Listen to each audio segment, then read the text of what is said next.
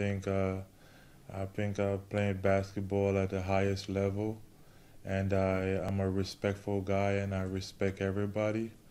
And yesterday was just a form of disrespect that I never receive a level of disrespect from the game of basketball that I put so much energy in every day, practice, and yesterday was for me was an all-time low. I had my mom traveled all the way from Jamaica to see me play yesterday, and I played 6 minutes, and I was on the bench the rest of the game. Granted, everything happened for a reason. Maybe the coach had his reason, maybe it was tactical reasons, and we never know. But yesterday for me, it was a little bit hurtful for me to watch that game.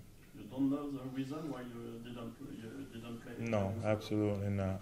Absolutely not. I think all week, I had a sore Achilles the last few days, but I don't think that was the reason because I was 100% ready to play yesterday.